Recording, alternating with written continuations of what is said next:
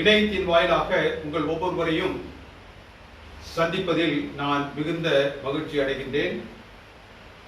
தேவனுடைய பிரசன்னம் இந்த நேரத்தில் நம்முடைய தங்குபடியாகவும் நம்முடைய இருதயங்கள் பரிசுத்த ஆவியானவரினால் திறக்கப்பட்டு பரலோகத்தின் வார்த்தைகளை நாம் கேட்பதற்கு இசைவான நிலையில் வைக்கப்படும்படியாகவும் நாம் ஜெபத்தோடு இந்த நேரத்தில் அவருடைய பாதத்தில் காத்திருப்போம். ஆதியில் தேவன் ஆதாமை படைத்தார். அவர் அவனை தன் சாயலில் படைத்து தான் படைத்த எல்லாவற்றிற்கும் அவனுடைய ஆளுமையை கொடுத்தார். தான் படைத்த எல்லாவற்றையும் அவனுடைய ஆளுகை கீழாக வைத்தார். தன்னுடைய அன்பை அவனோடு பகிர்ந்து கொள்ள வேண்டும் என்பதற்காக அனுதினமும் வேதம் சொல்லுகின்றது, பரத்திலிருந்து அவர் அந்த ஏதேன் தோட்டத்திற்கு வந்து அவனோடு பேசினார், பழகினார், அவனோடு அவர் அளவலாவினார்.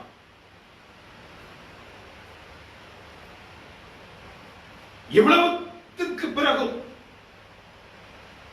இந்த வேதம் என்ன சொல்லுகின்றது?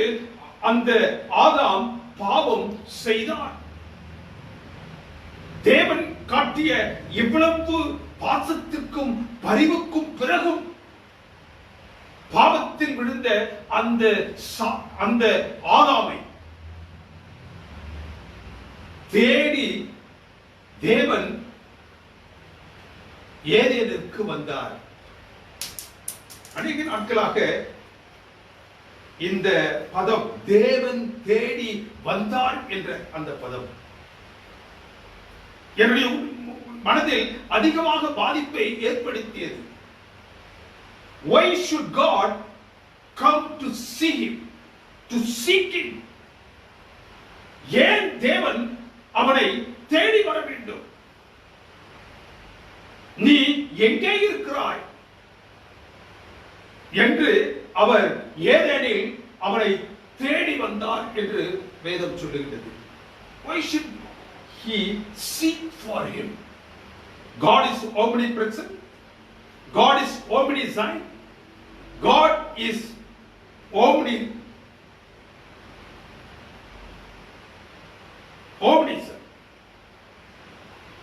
He is omnipresent, omniscient, omnipotent. அவர் எல்லாம் அறிந்தவர், எல்லா இடத்திலும் வியாபித்திருப்பவர், சர்வ வல்லமை படைத்தவர். இவர் ஏன் ஆதாமை தேடி வர வேண்டும்? அதுவும் அவர் படைத்த அந்த தோட்டத்தில். அவர் படைத்த அந்த தோட்டத்தில் எது எது எங்கெங்கே இருக்கின்றது என்று அவருக்கு நன்றாக தெரியும். ஆதாமிற்கு அந்த ஏதேனை தவிர ஒன்றும் தெரியாது. ஏதேனிலும் அவன் ஒரு சில குறிப்பிட்ட இடத்தில் மாத்திரம் அவன் சஞ்சரித்து வந்தான். ஆனால் தேவனுக்கு அந்த ஏதேனில் உள்ள அனைத்தும் தெரியும். Why should he seek for him? ஏன் தேவன் அவனை தேடி வந்தார்? The question is not about the location. It is about the position. இடத்தை அல்ல, அவருடைய நிலைமையை காண.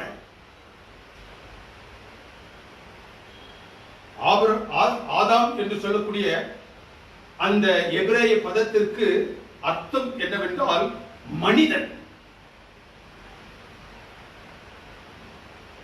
பூமியை உண்டாக்கியவருக்கு, அதன் ஆளுமையை அந்த மனுஷனுடைய கரத்தில் கொடுத்தவருக்கு. அவன் இருக்கக்கூடிய இடம் தெரியாதா?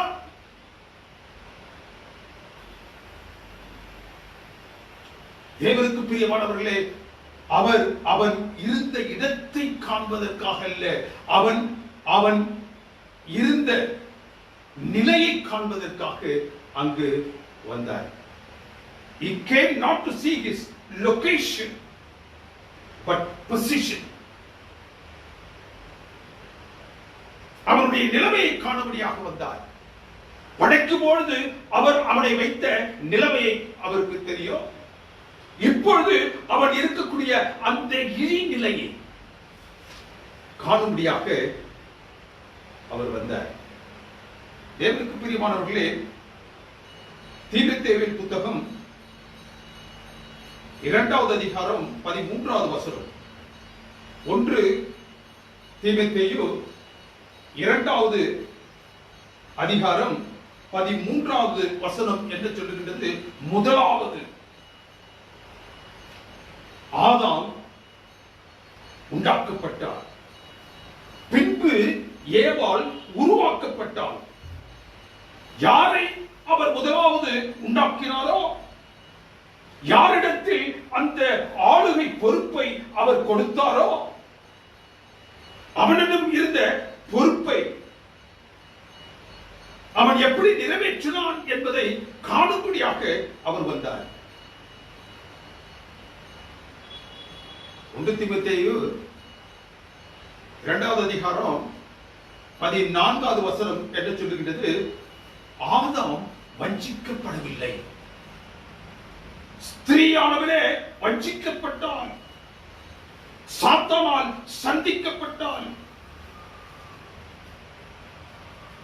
பாவத்தில் விழ தள்ளப்பட்டாள். ஆனால் தேவன் அவர் வரும்பொழுது, அவனை தேடி வரும்பொழுது, ஆதாமே ஏவாளே என்று அவர் அழைக்கவில்லை. பாவம் செய்த அந்த ஏவாளை பெயர் சொல்லி அவர் அழைக்கவில்லை. வேதம் என்ன சொல்லுகிறது? ஆதாமே நீ எங்கே இருக்கிறாய்? Where art thou, Adam? He was seeking only for Adam, because he was the one who was created first. ஏன் ஆதாமை அவர் தேடி வந்தார்? அவன் முதலாவது படைக்கப்பட்டவன். ஏவாள் அவனில் இருந்து அவனுடைய விலா எலும்பில் இருந்து செய்யப்பட்டவன்.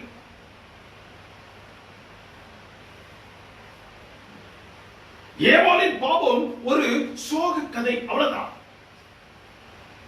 ஆனால் ஆதாமுடைய பாவம் குளோபல் கேட்டஸ்ட்ரோபி. ஆதாமுடைய பாவம் சர்வலோகத்தினுடைய பேர் அழிவு. தேவன் ஏவாளை படைப்பதற்கு முன் ஆதாமோடு பல நிலைகளில் அமர்ந்து அவர் பேசினார். பல காரியங்களை குறித்து அவர் பேசினார். அவன் தனிமையாய் இருப்பது நல்லதல்ல என்றும் அவர் கண்டார். சம்பவித்தது எல்லாம் அவனுடைய சம்மதத்தோடும் ஆதாமுடைய புரிதலோடும் தான் அங்கு நடைபெற்றது. He came to see the position of Adam. Position என்று சொல்லக்கூடிய இந்த வார்த்தைக்கு 2 அர்த்தங்கள் என்று. ஒன்று நிலைமை, இரண்டாவது பொறுப்பு. அவனுடைய நிலை பாவத்திற்கு பிறகு என்னவாக இருக்கின்றது என்பதை காணும்படியாக வந்தார். அவனுக்கு கொடுத்த அந்த பொறுப்பில் அவன் எவ்வளவு தூரத்திற்கு அதை நிறைவேற்றினார் என்பதை பார்ப்பதற்காக வந்தார். தேவன் அவனை முதலாவது படைத்து ஆளுகை பொறுப்பை அவனுடைய கரத்தில் கொடுத்த காரணத்தினால், பொறுப்பாளியாக அவளை அவர் விட்டு சென்றதினால் ஆதாமை அவர் தேடி வந்தார். God held Adam responsibly because he was made responsible.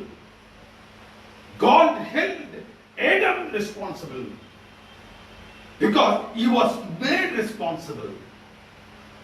அவர் அவனை பொறுப்பாக அமைத்தியதினால் அந்த பொறுப்பை காணும்படியாக அவர் அவனை தேடி வந்தார்.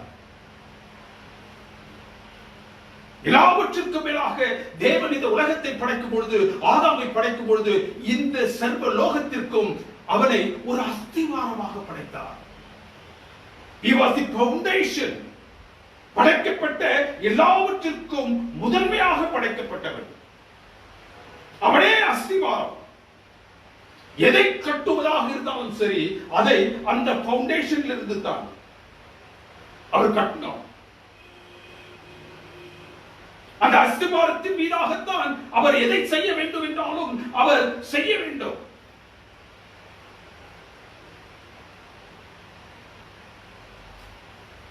மனுக்குலத்திற்கு செய்ய வேண்டும் என்றாலும் சரி, மனுக்குலத்தை அவர் எந்த நிலையில் செய்ய வேண்டும் என்றாலும் சரி, அவை அனைத்தும் தேவனுக்கு பிரியமானவர்களே இந்த அஸ்திபாரமாகிய ஆதாமிலிருந்து தான் அவர் செய்ய வேண்டும். Once the foundation collapses, everything that are built upon the foundation will collapse automatically. அஸ்திபாரம் அசைவுறும் பொழுது, அஸ்திபாரத்தில் ஒரு பிரச்சனை வரும் பொழுது, முழு கட்டடமும் எவற்றையெல்லாம் அதன் மீதாக கட்டி எழுப்புகின்றோமோ அவை அனைத்தும் சரிந்துவிடும். Normally, foundation will not be seen.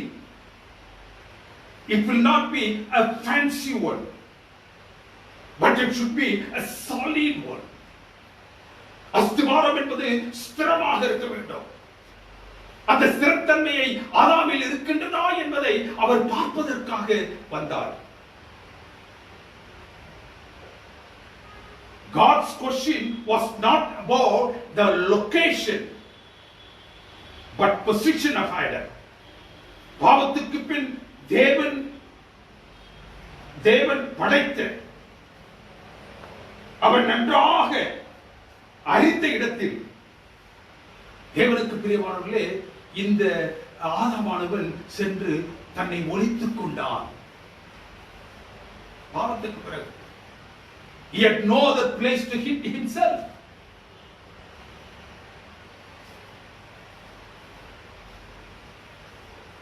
அவன் தேவன் படைத்து அவருக்கு நன்றாக இருந்த இடத்தில் he was trying to hide himself. பாவிகளுக்கு ஓட ஒளிந்து கொள்ள இந்த உலகத்தில் இடம் கிடையாது. There is no place where a sinner can go hide themselves. No place. சங்கீதக்காரன் சொல்றான், நான் உமது சமூகத்தை விட்டு எங்கே ஓடுவேன்? பூமியின் கடையாந்தரங்களுக்கு சென்றாலும், அங்கு சென்று என்னுடைய படுக்கையை போட்டாலோ அங்கேயும் நீ இருக்கிறீர். There is no place where sinner can hide themselves.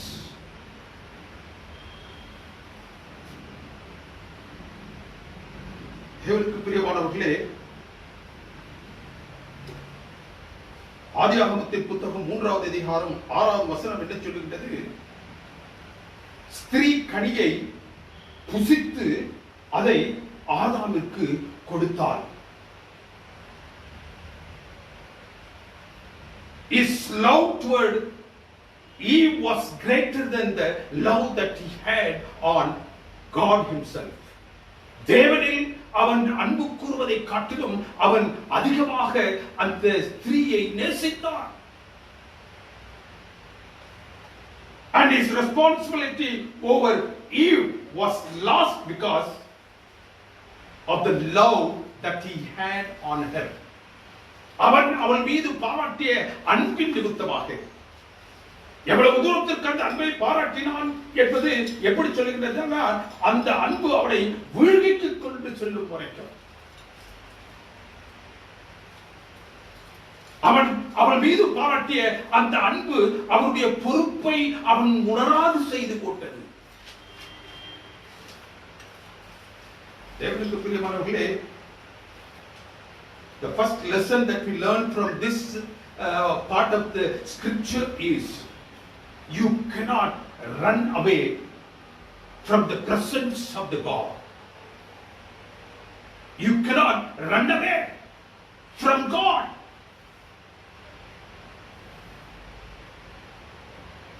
இரண்டாவது, அந்த தேடி வந்த அந்த நிலையில் நாம் கற்றுக்கொள்ளக்கூடிய பாடம் என்னவென்றால், நீ உனக்கும் உன்னை சார்ந்தவர்களுக்கும் பொறுப்பாளி. This is the lesson we learned from the first portion of it. நம்முடைய தியானத்தில் இரண்டாவது, Adam turned God's blessings to cover his sin and his nakedness. ஆதாம் தேவன் அவனுக்கு பாராட்டிய அந்த ஆசீர்வாதத்தை தன்னுடைய நிர்வாணத்தையும் தன்னுடைய பாவத்தையும் மூடும்படியாக அவன் உபயோகித்தான். தேவனுக்கு பிரியமானவர்களே, தேவன் ஆதாமுக்கு தான் படைத்த அனைத்தையும் எல்லாவற்றையும் அவனுக்கு ஆசீர்வாதமாக கொடுத்தார். எல்லாவற்றையும் ஆண்டு அனுபவித்துக் கொள் என்ற உத்தரவை அவனுக்கு கொடுத்திருந்தார். ஆதாம் அந்த ஆசீர்வாதத்தை தன் பாவத்தை மூடிக்கொள்வதற்காக, அந்த பாவத்தினால் ஏற்பட்ட அந்த நிர்வாணத்தை மூடிக்கொள்ள வேண்டும் என்பதற்காக தேவன் அவனுக்கு பாராட்டிய அந்த ஆசீர்வாதத்தை அவன் உபயோகித்தான். தேவனுக்கு பிரியமானவர்களே, தேவன் அந்த ஏதேன் தோட்டத்தை அவனுக்கு கொடுத்தார். எதற்காக என்றால் அவன் அழகுபடுத்துவதற்காக, அவன் குளுமையாக அந்த தோட்டத்தில் அமர்ந்து தேவனை துதிப்பதற்காக, அந்த பசுமையான ஏதேன் அவனுடைய கண்களில் பிரமிப்பை உண்டுபட வேண்டும் என்பதற்காக அந்த ஏதேனை அவர் ஆசீர்வதித்து கொடுத்தார். அது ஏதேனில் இருக்கக்கூடிய மரம், செடி, கொடிகளை ஆசீர்வதித்து கொடுத்தார். அவனை சுற்றிலும் சோலையை போன்ற ஒரு பெரும் பசுமையான ஒரு சூழ்நிலையை ஏற்படுத்தி அவனை குளிர்ச்சியுற செய்வதற்காக அந்த மரம், செடி, கொடிகளை கொடுத்தார். அவன் அதை ரசிக்க வேண்டும். அந்த அந்த சூழலை அவன் பெற்று தேவனை துதிக்க வேண்டும் என்பதற்காக.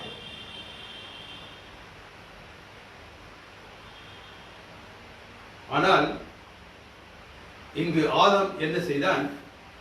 எந்த மரம், செடி, கொடிகளை அவனுக்கு ஆசீர்வாதமாக கொடுத்தாரோ அந்த மரத்தினுடைய, அத்தி மரத்தினுடைய அந்த இலையை தன்னுடைய பாவத்தை மறைப்பதற்காக ஒரு ஆடையாக அவன் பயன்படுத்திக் கொண்டான். He misused the blessing what God had given to him.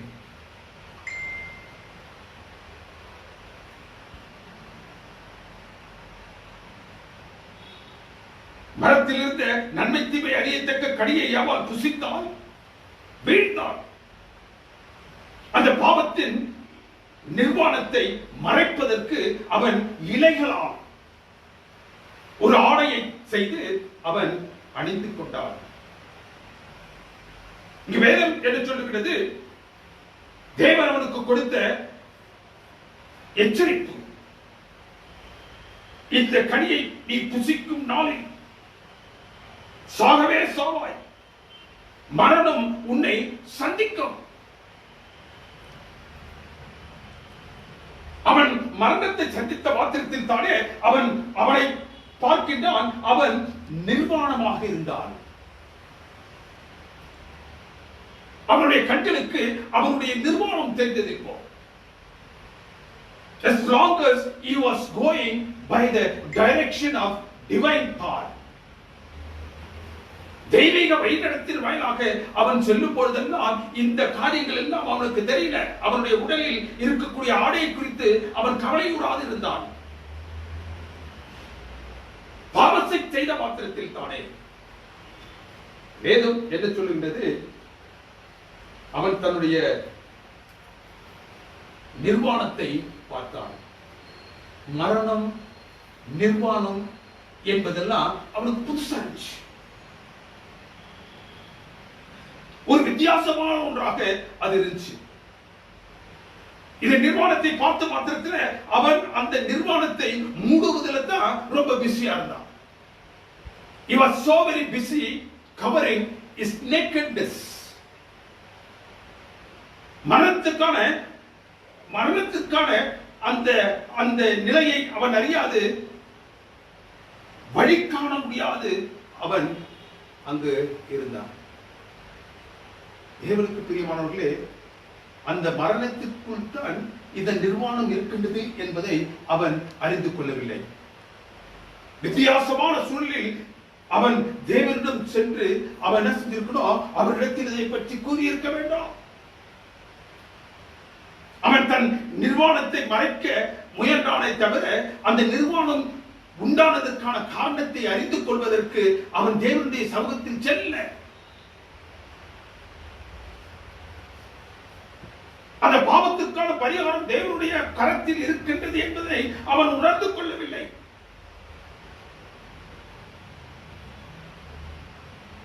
அவன் ஒருவேளை தேவனுடைய சமூகத்தில் சென்றிருந்தால் பாவத்திற்கான அந்த நிவாரணத்தை அவர் சொல்லியிருப்பார். அவனுடைய நிர்வாணத்திற்கான நிவாரணத்தையும் அவர் கூறியிருந்திருப்பார். அந்த நிர்வாணத்திற்கான நிவாரணம் மத்தியிலே அல்ல, பாவத்திற்கான நிலை, அதை மறைப்பதற்கான நிலை அத்தியிலையில் இல்லை என்பதை அவர் கூறியிருப்பார். தேவனுக்கு பிரியமானவர்களே, தேவனுடைய சமூகத்தில் அவள் பாவம் செய்த மாத்திரத்தில் சென்றிருப்பான் என்றால், பலியின் மூலம் வரக்கூடிய ஆடையை தேவன் அவனுக்கு தோல் ஆடையை கொடுக்கும் பொழுது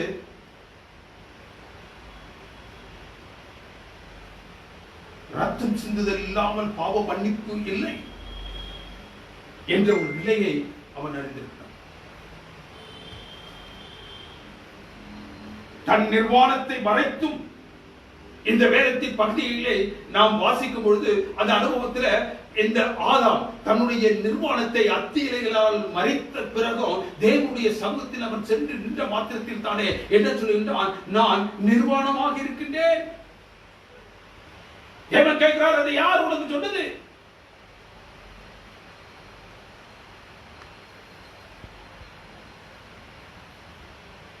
தன் நிர்வாணத்தை மறைத்தும் தேவ சமூகத்தில் அவன் நிர்வாணியாக காணப்பட்டான். தேவன் மரம் செடி கொடிகளை அவனுக்கு ஆசீர்வாதமாக கொடுத்தார். எந்த பாவத்திற்காக எங்கு செல்ல வேண்டுமோ அவன் அங்கு செல்லாமல் எதை தேவன் அவனுக்கு ஆசீர்வாதமாக கொடுத்தாரோ அந்த மரம் செடி கொடிகளை, அந்த இயற்கை சூழலை அவனுக்கு ஆசீர்வாதமாக அவர் கொடுத்திருக்க, அந்த ஆசீர்வாதத்திலிருந்து அவன் இலைகளை எடுத்து தன் பாவத்தை மறைத்துக் கொள்வதற்கு பிரயாசப்பட்டான். தேவன் நாம் எதை ஆசீர்வாதமாக இருக்க கொடுக்கின்றாரோ அதை நாம் ஆசீர்வாதமாக வைத்து காத்துக் கொள்ள வேண்டும். தேவ திட்டத்திற்கு, அவருடைய சித்தத்திற்கு மாறாக அதை உபயோகப்படுத்தல் கூடாது. சாத்தான் ஆசீர்வாதத்தையும் தேவ திட்டத்தையும் அவருடைய சித்தத்தையும் பிரித்து போடுகின்றான். இன்றைக்கு சாத்தான் இந்த அடிப்படையை வைத்து கிறிஸ்துவ மேடைகளை அவன் ஆக்கிரமித்துக் கொண்டிருக்கின்றான்.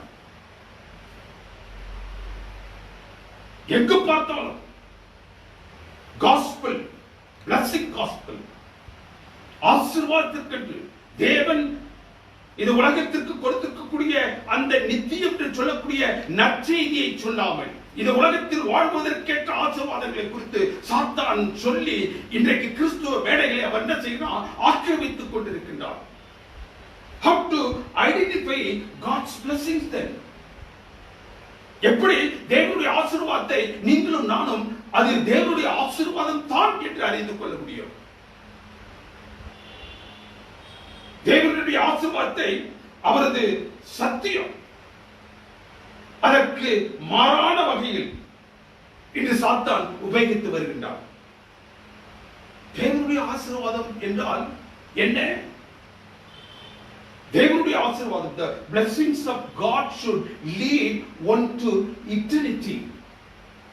நித்தியத்திற்குள்ளாக வழிநடத்தக்கூடியதுதான் தேவன் மனுக்குலத்திற்கு கொடுத்திருக்கக்கூடிய உன்னதமான ஆசீர்வாதம். எவற்றையெல்லாம் மனுக்குலத்திற்கு ஆசீர்வாதமாக கொடுத்தாரோ அதை இந்த உலகத்துல சந்தோஷத்திற்காக, இந்த உலக சந்தோஷத்திற்காக அவர்கள் பெரும்படியாக சாத்தான் அவர்களை வகைப்படுத்தி விடுகின்றார். எங்கெல்லாம் தேவனுடைய ஆசீர்வாதம் என்பது ரட்சிப்புக்கு அடுத்த நிலையில அவர்களை அழைத்து செல்ல வேண்டுமோ அந்த இடத்துல உலக பிரகாரமான ஆசீர்வாதங்கள், the materialistic blessings,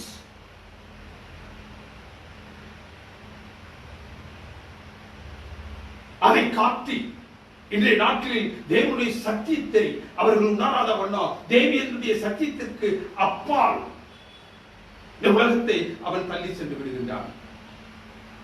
பிளஸிங் காஸ்பலை வைத்து இட்டர்னல் காஸ்பலை அவன் மறைத்து போடுகின்றான். நித்தியத்துக்காக மனிதன் எப்படி வர முடியும் என்று சொல்லக்கூடிய பரலோகத்தின் நற்செய்தியை இன்னைக்கு சாத்தான் என்ன செய்யறான்? இந்த உலகத்தில் சுகமாக வாழ்வதற்கு எதுவான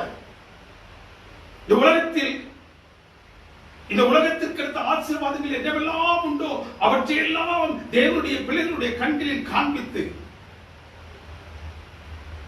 அவருடைய நற்செய்தியை ரட்சிப்புக்கு அல்லது பரத்திற்கு நித்தியத்திற்கு நேராக வழிநடத்தப்பட முடியாமல் இந்த உலகத்திலேயே உலகத்தின் ஆசீர்வாதங்களை காட்டி அவன் படைக்கு போட்டு விடுகின்றான். இன்றைக்கு கிறிஸ்தவ வேலைகளை இந்த பிளஸிங் காஸ்பல் தான். இந்த உலகத்தில் நாம் எப்படி சுகமாக மிகவும் மேன்மையாக வாழ முடியும் என்பதைத்தான் அந்த அந்த சத்திய முழக்கங்கள் முழங்கிக் கொண்டிருக்கிறது.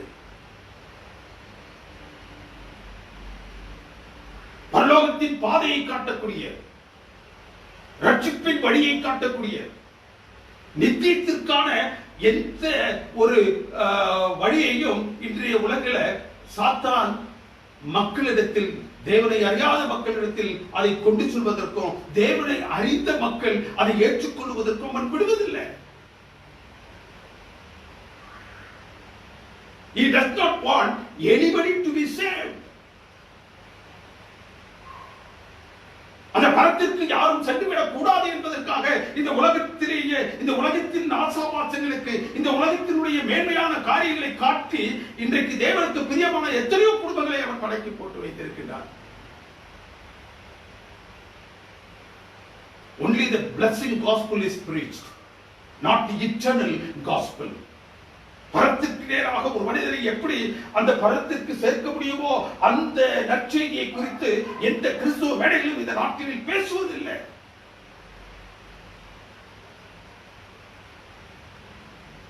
சத்தியத்தை அல்ல, நித்தியத்தை அல்ல, இவ்வுலகிற்கான ஆசீர்வாதங்களை குறித்து, இந்த உலகத்தில் அழிந்து போகக்கூடிய ஆசீர்வாதங்களை குறித்து பேசிக் கொண்டிருக்கின்றன.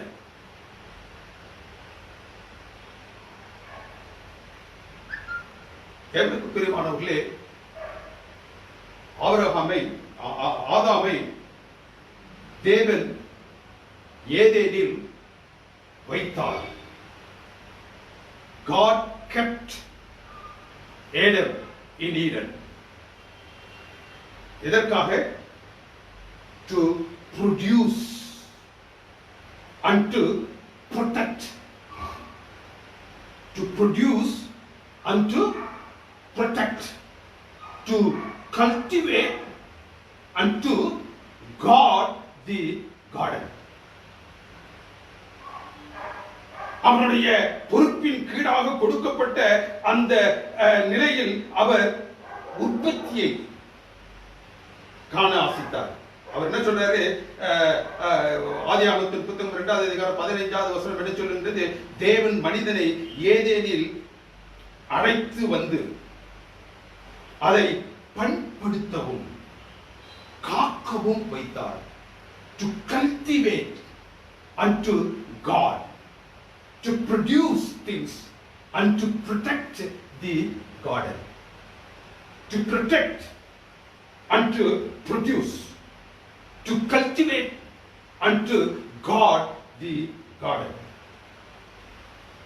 தேவன் அவனுக்கு வீடு கொடுத்தார். அதான் ஏதேன் தோட்டம். அவனுக்கு செய்யும்படியாக வேலையை கொடுத்தார். He gave the place to stay. He gave the job to do. செய்வதற்கு அவனுக்கு ஒரு வேலையும் கொடுத்தார். அவனது முதலாவது வேலை என்னவென்றால் நிலத்தை அவன் பண்படுத்த வேண்டும். What is cultivation?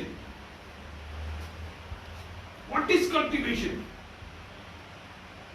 கொடுக்கப்பட்ட நிலையில் இருந்து அடுத்த நிலைக்கு கொண்டு செல்வது. கொடுக்கப்பட்ட நிலையில் இருந்து அந்த காரியத்தை அடுத்த நிலைக்கு கொண்டு செல்வது cultivation.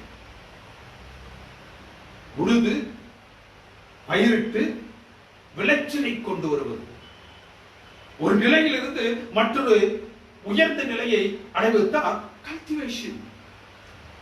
God expected him to turn the garden into spectacular level through his work.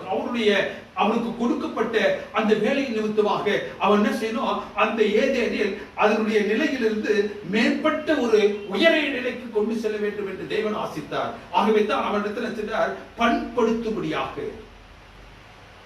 தேவன் மனிதனை ப்ரொடக்டிவாக இருக்க சொன்னார். He wants to maximize our potential to expand, to increase and to multiply. பெருக்குவதற்கு, விருத்தி செய்வதற்கு தேவன் எந்த ஒரு காரியத்தை மனுஷனுடைய கரத்தில் கொடுத்தாலும் அதனுடைய பெருக்கத்தை காண அவர் வாஞ்சிக்கின்றார். அது விருத்தி செய்யப்பட்டிருக்கின்றதா என்பதை காண அவர் வாஞ்சிக்கின்றார். ஈசாக்கு விதை விதைத்தான். வேதம் சொல்லுகின்றது தேவன் அதை 100 மடங்கு பெருக செய்தார். 100 மடங்கு பெருக செய்தார். தேவனுக்கு பிரியமானவர்களே, ஆதாம் பாவத்திற்கு பிறகு ஆதியாகமத்தின் புத்தகம் 3வது அதிகாரம் 23வது வசனம் என்ன சொல்லுகிறது, அவன் எடுக்கப்பட்ட மண்ணை பண்படுத்துவதற்கு அவனை ஏதேனில் இருந்து அவர் அனுப்பிவிட்டார். அவன் பாவம் செய்த மாத்திரத்தில் தானே அவனை ஏதேனிலிருந்து அவர் அனுப்பிவிட்டார். எங்க அனுப்பினார்னா, எந்த இடத்திலிருந்து அவனை செய்வதற்காக அவர் மண் எடுத்தாரோ, எந்த மண்ணில் அவனை செய்யும்படியாக அவர் சூழ்நிலையை வைத்திருந்தாரோ அந்த மண்ணிற்கு அவனை அனுப்பிவிட்டார். தேவன் அவனை செய்வதற்கு எடுத்த மண் ஏதேனுக்கு வெளியில் இருந்துச்சு. பாவம் செய்த உடனே இந்த பகுதி என்ன சொல்லுகிறது, அவன் எடுக்கப்பட்ட மண்ணிற்கு அனுப்பப்பட்டான். அனித்திய வாழ்விற்கு அவன் அனுப்பப்பட்டான். ஏனென்றால் ஏதேனில் தான் அந்த ஜீவ விருட்சத்தின் கனி இருக்கின்றது. ஒவ்வொரு மாதமும் அவர்கள் என்ன செய்யணும், அந்த ஜீவனை நித்தியமாக பெற்றுக் கொள்ள வேண்டும் என்றால் ஒவ்வொரு மாதமும் அதனுடைய கனியை புசிக்க வேண்டும் என்று வேதம் சொல்லுகிறது. அந்த கனியை புசியாத பண்ணா அவர் என்ன செஞ்சாரு, அந்த தோட்டத்தை விட்டு அவனை வெளியில் அனுப்பி அந்த எந்த இடத்தில் இருந்து அவனை செய்யும்படியாக அந்த மண்ணை எடுத்தார், அந்த மண்ணுக்கு நீ என்ன செய்ய போ.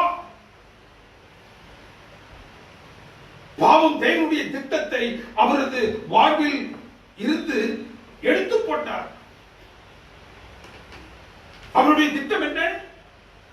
மனுஷன் நித்தியமாக வாழ வேண்டும். அவன் நித்தியமாக வாழ வேண்டும் என்று அவருக்கு எல்லா சூழ்நிலையும் அவர் ஏற்படுத்தி கொடுத்து ஒரு அழகிய ஏதேன் தோட்டத்தில் அவன் சுகஜீவியாக இருக்க வேண்டும் என்பதற்காக அவன் என்ன செஞ்சாரு, வைத்தார். பாவம் அவன் செய்த மாத்திரத்தில் தானே வேதத்தின் பகுதி என்ன சொல்லுகிறது, அவனை அந்த ஏதேனில் இருந்து எடுத்து வெளியே போட்டார். எங்க போட்டாரு? அவனை எந்த இடத்திலிருந்து எடுத்தாரோ அங்க போட்டார். ஏதேனிற்குள்ளாக அவன் அந்த நிலத்தை பண்படுத்தும்படியாக அவனை அழைத்து வந்து, நீ என்ன செய்ய, ஏதேனிலே பண்படுத்து, இந்த தோட்டத்தை காத்துக்கொள் என்று அவருக்கு பொறுப்பை கொடுத்திருந்தும் கூட அவன் பாவத்தில் விழுந்த மாத்திரத்தில் தானே அவனை தூக்கி வெளியில் ஏதேனுக்கு வெளியில் எரிந்து எந்த மண்ணில் இருந்து அவனை எடுத்தாரோ அந்த மண்ணை இப்போது பண்படுத்தும்படியாக அவர் சொல்கிறார்.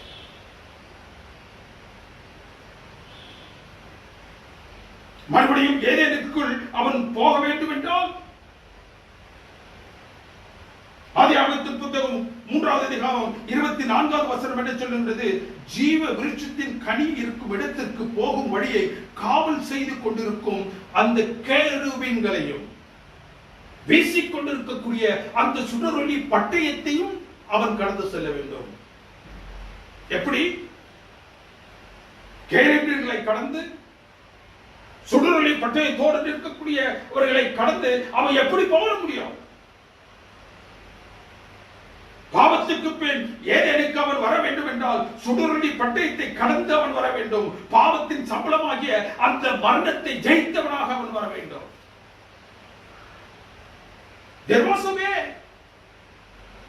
வழி இருந்துச்சு.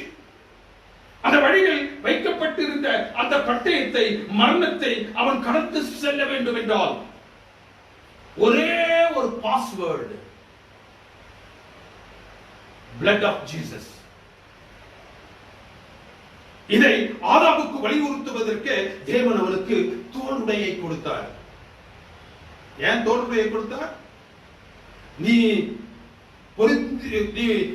உடுத்திருக்கக்கூடிய அந்த அத்தி இலை ஆடையில் உன்னுடைய நிர்வாணத்தை ஒருவேளை நீ மூடிக்கொள்ளலாம். ஆனால் அந்த நிர்வாணம் கூட உன்னுடைய கண்களுக்கு அந்த அத்தி இலையில் நீ இருக்கும் பொழுது கூட நீ நிர்வாணமாகத்தான் தெரிந்தாய். அந்த நிர்வாணத்தை நீ அத்தி இலையில் மூடினாலும் இந்த மரணத்தை ஜெயித்து நீ என்ன செய்யணும்? மறுபடியும் அந்த ஏதேனுக்குள்ளாக போக வேண்டும். அதை ஆதாமுக்கு வலியுறுத்துவதற்காகத்தான் மரணத்தை ஜெயிக்கக்கூடியது ரத்தம் சிந்துதல். அதை கர்த்தராகிய இயேசு கிறிஸ்து மாத்திரமே என்ன செய்யலாம்? செய்ய முடியும். ரத்தம் சிந்துதல் இல்லாமல் பாவ மன்னிப்பு இல்லை. இதை வலியுறுத்துவதற்காகத்தான் அவர் அவனுக்கு தோளுடையை, பணியை குறிக்கும்படியான தோளுடையை அவனுக்கு கொடுத்தார். In cultivation, he should show a progress. நிலத்தை பண்படுத்துவதில் அவன் பல முன்னேற்றங்களை காண்பிக்க வேண்டும். அவனை அந்த ஏதேனுக்கு வெளியே போட்டாரு. இப்போ அவன் என்ன செய்யணும்?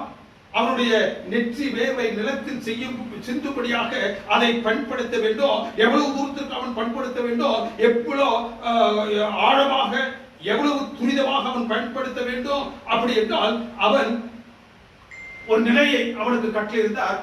அந்த நிலை என்னவென்றால், இவன் அந்த ஏதேனுக்குள் மறுபடியும் போகும் வண்ணமாக பண்படுத்திட்டே நீ வெளியே இரு. அந்த பரம கானானிற்கு, பரலோகத்திற்கு செல்ல வரைக்கும் நீ பண்படுத்திக்கிட்டே இரு. That is your duty.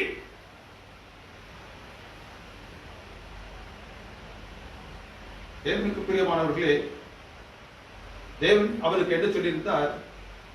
அந்த நிலத்தை பண்படுத்தி அதை காக்கும்படியாக சொல்லியிருந்தார். The responsibility that was entrusted on Adam was to produce. பெருக்கத்தை, உற்பத்தி திறனை நீ என்ன செய்யணும்? காட்டணும். இரண்டாவது, you must to protect it. தேவன் அவனுக்கு இருக்க வீடு கொடுத்தார், ஏதேன் தோட்டத்தை கொடுத்தார், செய்வதற்கு வேலையை கொடுத்தார். He gave him the job to do. ஏவாளை என்ன செய்தார்? கொடுப்பதற்கு முன்பே இதை அனைத்தையும் கொடுத்துட்டார். அவனது முதலாவது வேலை தான் எடுக்கப்பட்ட மண்ணை பயன்படுத்த வேண்டும்.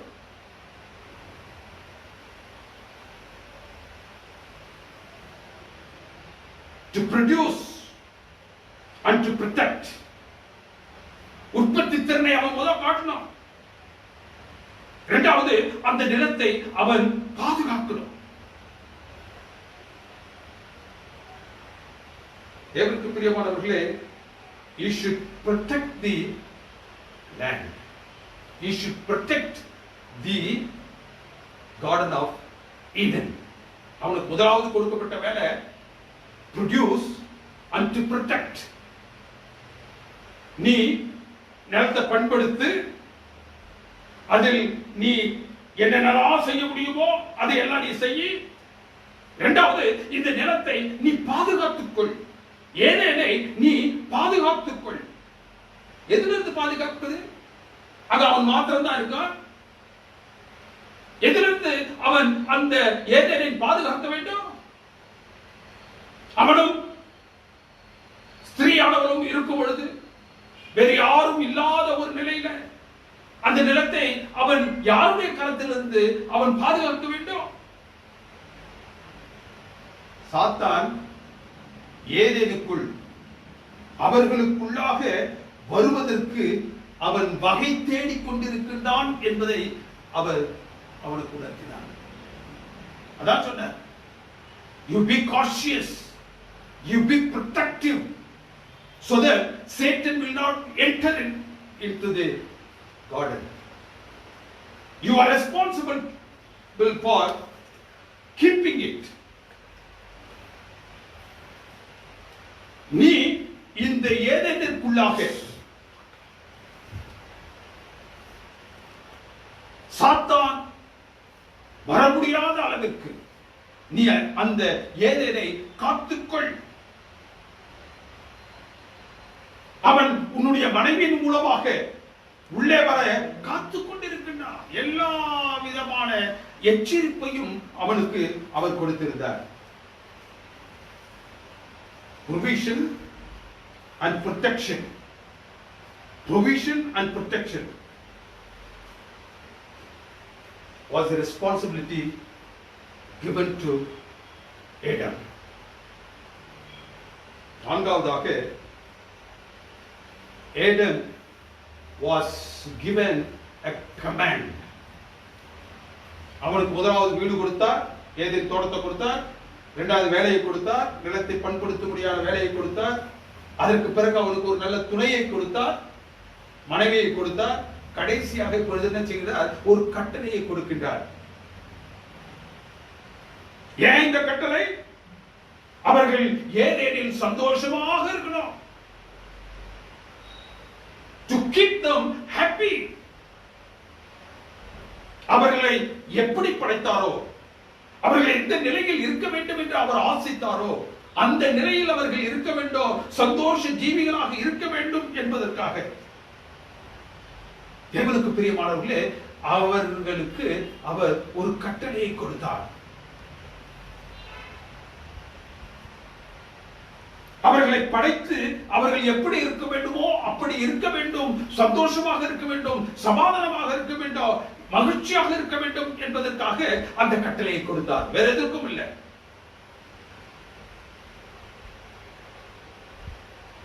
அவர் கொடுத்த கட்டளையுடைய முற்பகுதியை பார்த்தோம்னா அவர் என்ன சொல்றாரு? நீ இந்த தோட்டத்தில் உள்ள எல்லா கனிகளையும், எல்லா விருட்சத்தின் கனிகளையும் he opened so widely the blessings to them, all the fruits from all the trees. உங்களுக்காக நான் படைத்திருக்கக்கூடிய எல்லா விருட்சங்களையும் விருட்சத்தின் கனிகளையும் நீங்க என்ன செய்யலாம்? அனுபவிக்கலாம். He opened the entire garden to enjoy all the fruits of the trees. ஒரு எச்சரிக்கை கொடுத்தார். ஒரு விளக்கப்பட்ட ஒரு கனி, ஒரு விருட்சத்தை காண்பித்து இதில் உள்ள இந்த விருட்சத்தின் கனியை மாத்திரம் என்ன செய்யாத? புசிக்காதே. அதை புசிக்கும் பொழுது நீ பரத்தினுடைய அந்த தொடர்பை இழந்து போவாய். அந்த பரம் உனக்கு என்னவெல்லாம் ஆசீர்வாதமாக இருக்க வேண்டும் என்று கொடுத்ததோ அந்த ஆசீர்வாதத்தை எல்லாம் நீ இழந்து போவாய். ஏதேனின் மகிழ்ச்சியை முழுமையாக அனுபவிக்க அந்த எச்சரிப்பை அங்கு கொடுத்தார். வேற எதற்காகவும் இல்லை. They should enjoy 100% the creation of God. எதுவெல்லாம் அந்த அந்த ஏதேனில் இருந்துச்சோ எல்லாவற்றையும் நீ என்ன செய்ய? அனுபவித்துக் கொள். நீ எல்லாவற்றையும் அனுபவித்துக் கொள்ள வேண்டும் என்றால் இந்த ஒரு சின்ன காரியத்தை மாத்திரம் செய்யாத, அதை விட்டுடு. You enjoy your life in the finest garden I have made for you. தேவனுக்கு பிரியமானவர்களே, இன்றைக்கு தேவன் தம்முடைய பிள்ளைகளுக்கு அது போன்றுதான் 10 கற்பனைகளையும் கொடுத்திருக்கிறார். அன்பின் பிரமாணமாக அதை கொடுத்திருக்கிறார். நம்ம எல்லாரும் சந்தோஷமாக இருக்க வேண்டும் என்பதற்காக கொடுத்திருக்கிறார். நம்மை துன்பப்படுத்த வேண்டும் என்பதற்காக 10 கற்பனை அவர் என்ன செய்யல, கொடுக்கல. அவருடைய கற்பனையில do's and don'ts, செய்யாதே, அந்த 10 கற்பனைகளிலும் செய்யாதே என்ற 2 பகுதியாக பிரித்து, நீ செய்யாதே என்று சொல்லக்கூடிய காரியங்களிலும் நீ அதை செய்யாமல் இருப்பாய் என்றால் உனக்கு ஆசீர்வாதம். செய் என்று சொல்லக்கூடிய காரியங்களை நீ செய்யும் பொழுதும் ஆசீர்வாதம். செய் என்று சொல்லக்கூடிய காரியங்களை நீ செய்தால் உனக்கு ஆசீர்வாதம். செய்யாதே என்று நாம் சொல்லியிருக்கக்கூடிய காரியங்களை நீ செய்யாமல் இருந்தாலும் உனக்கு ஆசீர்வாதம். ஆக இந்த 10 கற்பனைகளும் உங்களுக்கு ஆசீர்வாதத்திற்காக எழுதி கொடுக்கப்பட்டது. சாத்தான் பார்த்தா 10 கற்பனை அப்படி கொடுத்து பார்த்தா, செய்யின்னு ஒன்று சொல்றாரு 4 கற்பனைய, செய்யாதேன்னு இன்னொரு 6 கற்பனை சொல்றாரு. அந்த 10 கற்பனையை ஒருவேளை நீங்களும் நானும் எவ்வளவு துல்லியமாக பார்த்தோம் என்பது எனக்கு தெரியாது. அதை அவன் மிக துல்லியமாக பார்த்தான். அதில் ஏதாவது ஒன்றை பிடித்து இன்றைக்கு இருக்கக்கூடிய கிறிஸ்தவ உலகத்தை மாற்றி போட வேண்டும் என்பதற்காக அவன் பார்த்தான். இந்த செய் என்று சொல்லக்கூடிய 4 கற்பனைகளையும் செய்யாதே என்று சொல்லக்கூடிய அந்த 6 கற்பனையை பார்க்கும்போது அதுக்கு இடையில ஒரு காரியத்தை அவர் என்ன செஞ்சிருந்தாரு, செய்ய நினைப்பாயாக, ஆசரிக்க நினைப்பாயாக என்று ஒரு கற்பனையை வச்சிருந்தார். பார்த்தா சாத்தா, ஆஹா புடிச்சிட்டோம், I've got what I want. செய் என்று சொல்லக்கூடிய அந்த கற்பனைகளை என்ன செய்யுங்க, அவன் அதை பத்தி கவலைப்படல. செய்யாதே என்பதை குறித்தும் அவன் கவலைப்படல. இன்றைய கிறிஸ்தவ உலகத்துல செய் என்று சொல்லக்கூடிய அந்த 3 கற்பனைகளும், செய்யாதே என்று சொல்லக்கூடிய அந்த 6 கற்பனைகளுக்கு நடுவுல ஒரு கற்பனை அவன் என்ன செய்யறான், he picks up that 4th commandment. அந்த 4th commandment என்ன சொல்லுகிறது?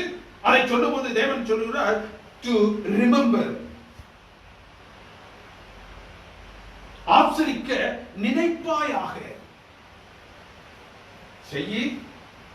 செய்யாதே கண்டிஷன். அதுக்கிடையில ஒண்ணு நம்மளுடைய ஆப்ஷனுக்கு அவர் விடுறார். என்ன ஆப்ஷன்? To remember. அந்த கற்பனையை சாத்தான் தன்னுடைய கரத்தில் பற்றிக் கொண்டு அதை வைத்து இன்றைக்கு கிறிஸ்துவ உலகத்தை தன் வசம் இழுப்பதில் அவன் வெற்றி கொண்டவனாக இருக்கின்றான்.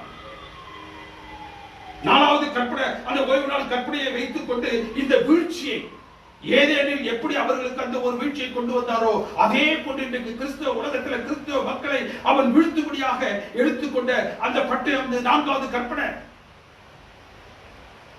நினைப்பாயாக என்று சொல்லியிருக்கேன். It is given to you an option. நீ செஞ்சாலும் சரி, செய்யாமலும் சரி என்று அந்த நினைப்பாயாக என்ற அந்த வார்த்தையை அவன் அவர்களுக்கு முன்பதாக போட்டு, நீ அதை செஞ்சாலும் சரி செய்யாவிட்டாலும் சரி உங்களுக்கு ஒன்றும் பிரச்சனை இல்லை, நீங்க மற்ற கற்பனையில 9 கற்பனைகள் என்ன செய்யுங்க, உங்களுடைய வாழ்க்கையில் அபியாசித்துக் கொள்ளுங்கள். அந்த இந்த ஒரு கற்பனை பத்தி கவலைப்படாதீங்க. தேவனுக்கு பிரியமானவர்களே, இந்த நினைப்பாயாக என்று எதற்காக தேவன் அந்த ஒரு அழைப்பை அவர் கொடுத்தார்? டு ரிமெம்பர், நினைப்பாயாக. அப்படி என்றால் இந்த 6 நாட்களும் நீ என்ன செய்யணும், அந்த 7ஆம் நாளில் எப்படியாக அந்த 7ஆம் நாளை பரிசுத்தமாக ஆசரிக்க போகின்றாய் என்பதை குறித்து இந்த 6 நாளும் நினைச்சுக்கிட்டே இரு. How best you are going to observe this Sabbath. தேவனால் பரிசுத்தப்படுத்தப்பட்ட, தேவனால் ஆசீர்வதிக்கப்பட்ட அந்த ஓய்வு நாளை நீ எப்படி ஆசரிக்க போகின்றாய் என்பதை நீ மற்ற 6 நாளும் நினைச்சுக்கிட்டே இரு. Keep thinking of it. Remember, how are you going to observe it? நினைப்பாயாக. தேவனுக்கு பிரியமானவர்களே, ஏன் இந்த ஓய்வு நாள் கற்பனை மாத்திரம் அவன் புடிச்சுக்கிட்டு இருக்கான்னாக்கா, ஒன்று நினைப்பாயாக சொல்லிட்டாரு, ஆகவே நீ நினைச்சாலும் சரி நினைக்காட்டிலும் சரி அதை பற்றி ஒரு கவலை இல்லை என்று சொல்றதுக்கு. இரண்டாவது, ஏன் இந்த ஓய்வு நாளை மாத்திரம் அவன் தன்னுடைய கருத்தில் எடுத்துக்கொண்டான்னா, அதை மட்டும் தான் தேவன் அந்த சிருஷ்டிப்பின் பொழுது ஆசீர்வதித்தார். God blessed the Sabbath. God sanctified the Sabbath. அந்த ஓய்வு நாளை அவர் ஆசீர்வதித்தார். அந்த ஓய்வு நாளை அவர் பரிசுத்தப்படுத்தினார். மூன்றாவதாக, ஏன் இந்த ஓய்வு நாளை குறித்து அவன் மிகவும் மிகவும் பாரமுள்ளவனாக இருக்கின்றான் என்றால், அதை ஆச்சரியுங்கள் என்று தேவன் அவர்களுக்கு கட்டளை கொடுத்தார். கற்பனையிலே யாத்திராகமம் 20ஆம் அதிகாரம் 8 இருந்து 10 வசனங்களை வாசினாங்க. கற்பனையிலேயே சொல்லிட்டார், ஓய்வு நாளை நீங்கள் ஆச்சரிக்கணும். It was the command. நான்காவதாக, அந்த ஓய்வு நாள் கற்பனை தான் கடைசி காலத்தில் தேவனுடைய பிள்ளைகள் என்று இந்த உலகத்துல முத்திரையை பெரும்படியாக அந்த ஓய்வு நாள் கற்பனை தான் இருக்க போகுது. தேவனுடைய பிள்ளைகளுக்கான அடையாள முத்திரையாக ஏதாவது ஒன்று இருக்கும் இந்த கடைசி காலத்தில் என்றால், அது தேவனுடைய பிள்ளைகளுக்கான ஓய்வு நாள் முத்திரை. அது முத்திரையாக கடைசி காலத்தில் இருக்க போகின்றதே என்பதை அறிந்த சாத்தான் என்ன செய்யறான்? அந்த முத்திரையை அவர்கள் பெற்றுவிடக் கூடாது, அந்த முத்திரையின் விதமாக அவர்கள் பரம் சென்று விடக் கூடாது என்பதற்காக, அவர்களை தடுத்து போடுவதற்காக இங்கு சாத்தான் என்ன செய்யறான்? அந்த முத்திரையை எப்படி எப்படிலாம் தேவனுடைய பிள்ளைகள் பெறக்கூடாதோ அந்த வகைகளில் எல்லாம் அவன் செயல்படுகின்றான். He attacks the Sabbath for this reason. It's going to be the test of faith. நம்முடைய விசுவாசத்திற்கு ஒரு சோதனையாக இந்த ஓய்வு நாளின் பிரமாணம் மாத்திரம் தான் இருக்க போகிறது கடைசி நாட்கள். எந்த ஒரு பிரமாணம் கடைசி நாட்களில் நமக்கு முத்திரையாகவும் நமக்கு அடையாளமாகவும் தேவனுடைய பிள்ளைகள் என்று சொல்வதற்கான அடையாளமாகவும் இருக்க போகின்றதோ, அந்த முத்திரையை தேவனுடைய பிள்ளைகள் பெறாவண்ணம் இருப்பதற்காக சத்ருவாக சாத்தான செய்றான். இந்த ஓய்வு நாளின் கற்பனை தன்னுடைய கருத்தில் பிடித்துக் கொண்டிருக்கிறார். ஐந்தாவதாக, ஏவாளை காக்கக்கூடிய பொறுப்பு, வாய்ப்பு இந்த ஆதராமுக்கு இருந்துச்சு. ஏவாளை காக்கணும் என்ற பொறுப்போ, ஏவாளை காக்கக்கூடிய ஒரு வாய்ப்போ அவனுடைய கருத்தில் இருந்துச்சு. காக்கும் பொறுப்பு. ஏன் ஏவாளை அவன் காக்க வேண்டும்? அவள் அவனுடைய எலும்பும் மாமிசமானவள்.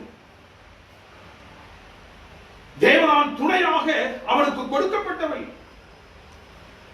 அவனுடைய சரீரத்தில் அவர் பாதி. எபேசியர் புத்தகம் 5ஆம் அதிகாரம் 23ஆவது வசனம் என்ன சொல்கிறது? கணவன் தன்னுடைய சரீரமாகிய மனைவிக்கு இரட்சகராக இருக்கின்றார். என்னவாக இருக்கிறானா? கணவன் தன்னுடைய சரீரமாக மனைவிக்கு இரட்சகராக இருக்கின்றார். கிறிஸ்து சபைக்கு தலையாக இருப்பது போன்று கணவன் மனைவிக்கு தலையாக இருக்கின்றான். கிறிஸ்து திருச்சபைக்கு தலையாக இருந்து அதை ரட்சிப்பது போன்று இந்த கணவனும் தன்னுடைய மனைவியை என்ன செய்யணும்? ரட்சிக்க வேண்டும். ரட்சகராக இருக்கின்றான். ரெண்டு பேரும் ரட்சகர்கள். கிறிஸ்து ஆனால்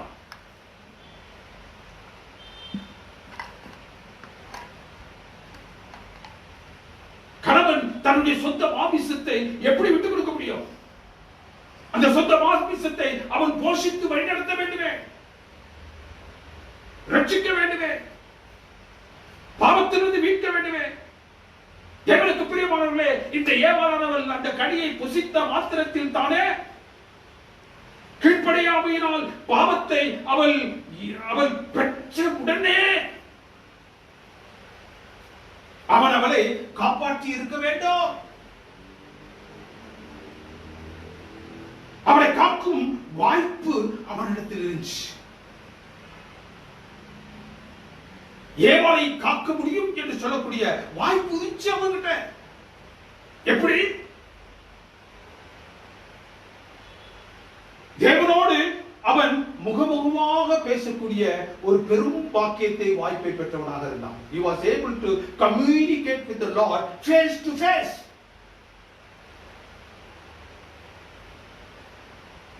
Adam was the savior of his body. The body is none other than his own wife.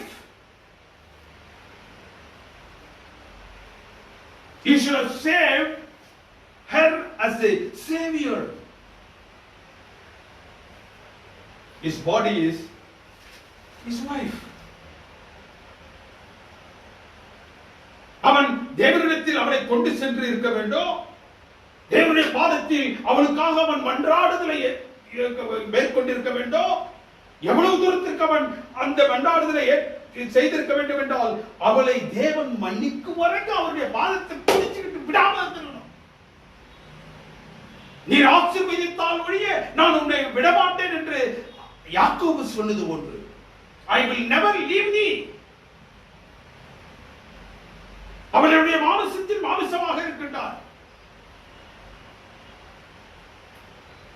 அவளை காக்கும் பொறுப்பு இடத்தில் இருக்கின்றது.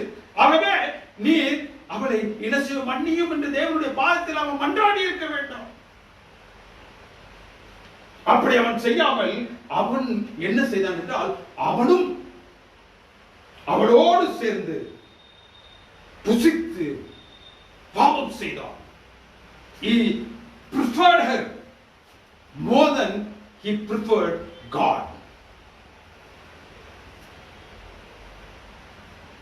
Adam's sin was, Eve's sin was just a tragedy. ஒரு சோக நிகழ்ச்சி, அவ்வளவுதான் அவருடைய பாவம்.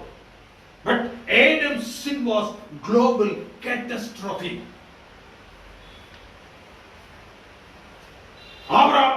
ஆதாமுடைய பாவம் தேவனுக்கு பிரியமானவர்களே சர்வலோக பேரழிவாக அது ஆகியது. ஏவாள் அந்த கனியை பறித்து சாத்தானுடைய சொல்லை கேட்டு அவள் புசித்த பொழுது அவள் பாவம் செய்யவில்லை. It was not declared as a sin. அது ஒரு சோக கதை. அவள் ஏமாற்றப்பட்ட ஒரு கதை. ஆனால் ஆதாமுடைய பாவம் அதை வாங்கி அவன் புசித்த மாத்திரத்தில் தானே வேதம் சொல்லுகின்றது சர்வ லோகத்திற்கும் ஒரு பேரழிவை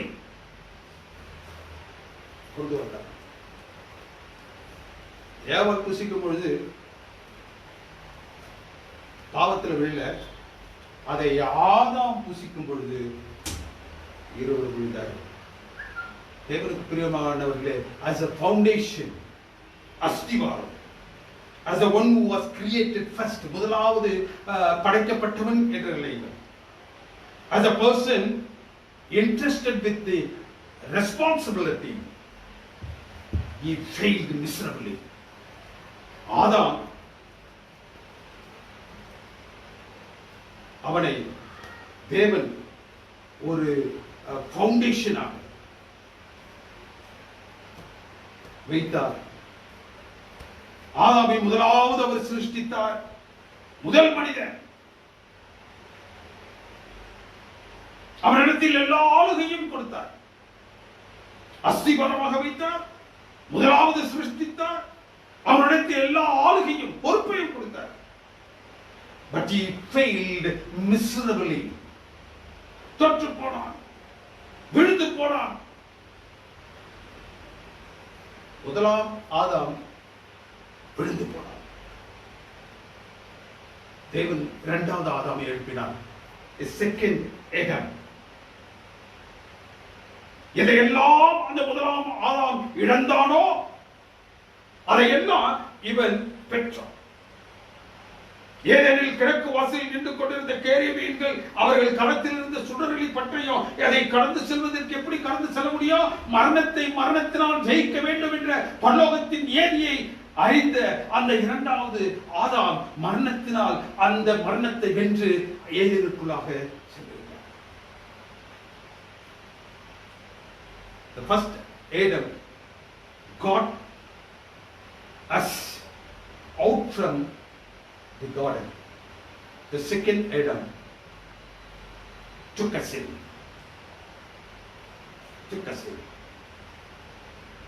Though Adam, through Adam, we experience death, but through Christ we experience life. முதலாவது ஆதாமின் நிமித்தமாக நீங்களும் நானும் மரணத்தை தழுவுகிறோம். இரண்டாம் ஆதாமாகிய கர்த்தராகிய இயேசு கிறிஸ்துவின் மூலமாக ஜீவனுக்குள்ளாக காக்கப்படுகிறோம். ஆதாம் மூலமாக மரணத்தையும் கிறிஸ்துவின் மூலமாக ஜீவனையும் நாம் பெறுகின்றோம்.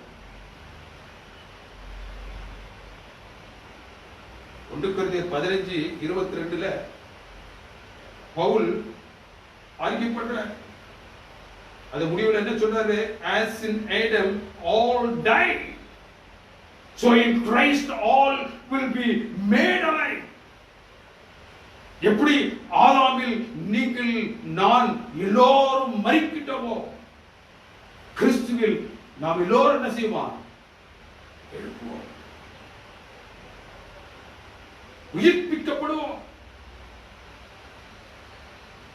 அந்த அதிகாரத்தில் 1 கொரிந்தியர் 15:45 பவுல் சொல்றார், he called Jesus the last ultimate final Adam. இந்த உலகத்தினுடைய விமோசனத்திற்காக பரலோகம் வைத்திருக்கக்கூடிய கடைசி last ultimate and final Adam is Jesus Christ. Satan got us out from the garden. Christ by his death takes all of us in. பாவம் ஆதாம் மூலம் எதை கொண்டு வந்ததோ அந்த மரணத்தை தன்னுடைய மரணத்தின் மூலமாக வெற்றி கண்டார். எந்த ஏதேனில் வாசல் பாவம் பூட்டியதோ, பாவத்தின் நிமித்தமாக ஏதேனின் அந்த வாசல் பூட்டப்பட்டதோ,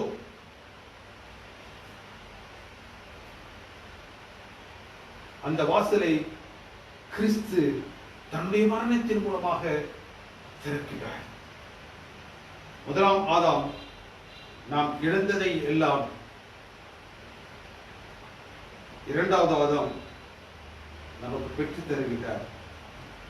மறுபடியும் ரட்சிப்பின் திட்டத்தின் மூலம் வரத்தின் வாசலை திறந்து வைத்திருக்கிறார். தேவனுக்கு பிரியமான தேவஜனமே, அருமையான நேரத்தில் தேவனுடைய பாதத்தில் நாம் பெறக்கூடிய ஆழம், நாம் நம்முடைய ஆத்துமத்திற்கும் அழிந்து கொண்டிருக்கக்கூடிய மற்றவருடைய ஆத்துமத்திற்கும் பொறுப்பாளிகள். Adam was held responsible because he knew God. He knew the truth. உங்களை மன்னியும் தேவன் அதை போன்றுதான் அழைக்கிறார். We know the truth. We know the truth. தேவனுக்கு பிரியமான தேவனுடைய இன்றைக்கு சத்துருவாகிய சாத்தான் எந்த நிலைகளில் உங்களை மன்னியும் சந்திக்கும்படியாக வந்தாலும் அவரை வெற்றி கொள்ளக்கூடிய ஒரு மாபெரும் வல்லமையை தேவன் நமக்கு கொடுத்திருக்கிறார். அந்த வல்லமை யார் மூலமாக கொடுத்திருக்கின்றார்? கர்த்தராகிய இயேசு கிறிஸ்துவின் மூலமாக. எந்த வாசல் அடைபட்டிருந்ததோ அந்த வாசலை திறக்கும்படியான ஒரு மாபெரும் சுலாக்கியத்தை கர்த்தராகிய இயேசு கிறிஸ்துவின் மூலமாக உங்களுக்கு எனக்கு அவர் கொடுத்திருக்கிறார்.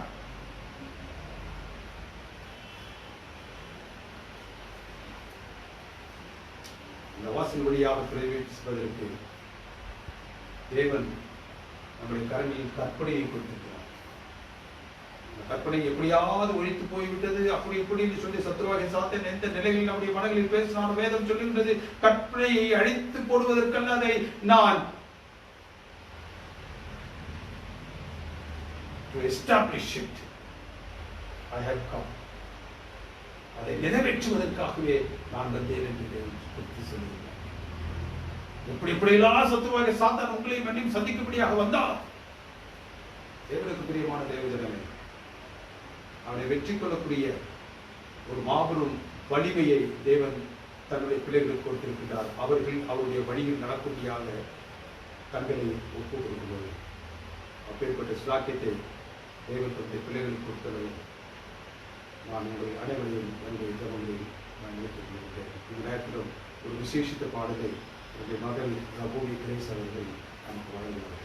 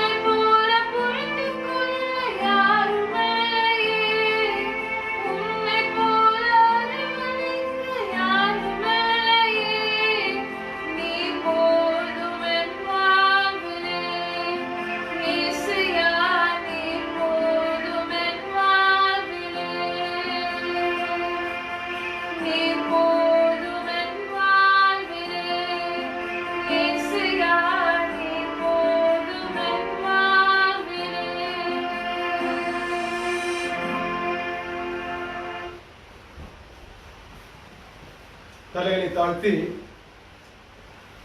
ஜெபத்தில் தரித்திருப்போம். எங்களை அன்பாய் நேசித்து வழிநடத்தும் பரிசுத்தமிக்க பரமபிதாவே, மறுபடியும் உங்களுடைய புதிய பாதைகளை அண்டி வந்து இருக்கின்றோம். இந்த நாளில் தேவரீர் நீர் எங்களுக்கு பாராட்டிய சத்தியத்திற்காக நன்றி செலுத்துகின்றோம். எங்களுடைய வாழ்க்கையில் நீர் எவ்வளவு தூரத்திற்கு கரிசனை உள்ளவராக, எங்களுடைய ரட்சிப்பில் எவ்வளவு தூரத்திற்கு கவனம் உள்ளவராக இருக்கின்றீர் என்பதனை ஆதாமினுடைய அனுபவத்திலிருந்து நாங்கள் இந்த நாளில் கற்றுக்கொண்டோம். சுவாமி, எங்களுடைய வாழ்க்கையில் தேவரீர் நாங்கள் உண்மை அண்டி பிழைக்கவும், தேவரீர் உங்களுடைய சத்தத்தை கேட்கும் பிள்ளைகளாக இருக்கவும், உங்களுடைய சத்தியத்திற்குள்ளாக எங்களை காத்துக்கொள்ளக்கூடிய பிள்ளைகளாக தேவரீர் நாங்கள் கடந்து செல்ல எங்களுக்கு பரலோகத்தின் பலனை கொடுக்கக்கூடியாக உடைய பார்த்து கொடுக்கின்றோம். சத்ருவாகிய சாத்தன் எந்த நிலைகளில் எங்களை சந்தித்து எங்களை மோசம் போக்க வந்தாலும் அவனை ஜெயித்து தேவரீர் உம்முடைய பிள்ளைகள் நாங்கள் என்பதனை அவனுக்கு உறுதி செய்யக்கூடிய அளவிலே உங்களுடைய சத்தியம் எங்களுடைய உள்ளங்களில் ஆழ பதிவுபடியாக இந்த நேரத்தில் எங்களை நாங்கள் ஒப்புக்கொண்டோம். இந்த சத்தியத்தை ஆங்காங்கே பல்வேறு இடங்களிலிருந்து கேட்டுக்கொண்டிருக்கக்கூடிய ஒவ்வொரு பிள்ளைகளையும் உங்களுடைய திரு சமூகத்திற்குரிய பார்த்து ஒப்புக் கொடுக்கின்றோம். ஒவ்வொருவரையும் நீர் சந்தித்து அவருடைய தேவைகளுக்கு தகுந்தது போன்று அவர்களை ஆசீர்வதிக்கும்படியாக பார்த்து கொடுக்கின்றோம். எங்களை தாழ்த்துகிற வெறுமையாக்க சமூகத்தில் படைக்கின்றோம். கிறிஸ்துவின் வழியாய் வேண்டுதல் செய்கின்றோம் எங்கள் பரிசுத்தமிக்க பரமபிதாவே, ஆமென். நம்முடைய கர்த்தராகிய இயேசு கிறிஸ்துவின் கிருபை, பிதாவுடைய அன்பும் பரிசுத்த ஆவியானவருடைய அந்யோன்யமும் சிநேகமும் நாம் அனைவரோடும் விசேஷமாக இந்த நாளில் தேவரீர் நீர் எங்களுக்கு பாராட்டிய சத்தியத்தோடும் அதை கேட்டுக்கொண்டிருந்த உங்களுடைய பிள்ளைகள் ஒவ்வொருவரோடும் இன்றும் என்றும் சதா காலங்களில் இருப்பதாக.